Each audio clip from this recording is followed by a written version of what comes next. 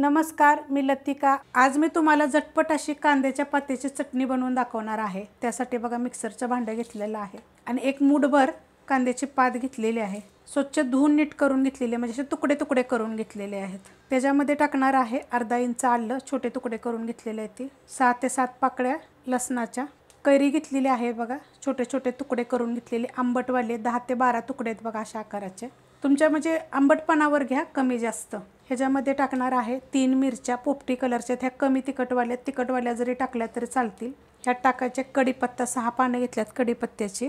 चवीप्रमाणे टाकायचे मीठ, छोटा अर्धा चमचा टाकायचं जिरं। त्यात टाकणार आहे बघा एवढा गूळ, बिन केमिकल गूळ आहे, असं खिसून घेतलेला आहे, असं दाबून केलेला आहे। तुम्हाला हवं असेल तर ह्याच्यामध्ये 2-4 पानं तुम्ही पुदिन्याचे पण टाकू शकता। आता हे मिक्सरला मी दरदर करून घेणार आहे, बारीक पेस्ट नाही करायची बिलकुल। ह्याच्यामध्ये ना आपल्याला कोथिंबीर टाकायची होती, कारण की मी विसरली गेली। एक मूठभर कोथिंबीर घेतलेली आणि देठा सकट घेतलेले, जेवढे असतील कवळी तेवढी देठं घ्यायची आणि नुसती देठं जरी घेतली तरी पण चालेल। आता हे मी दरदर करून घेते। चटणी बघा मी दरदरी करून घेतलेली आहे, ह्याला पाण्याचा वगैरे वापर अजिबात केलेला नाहीये, नुसती फिरवून घेतलेली। अशा पद्धतीत करायची, मस्त अशी बारीक, जास्त बारीक नाही, अशी थोडीशी मोठी मोठी असली का नाही चविष्ट लागते।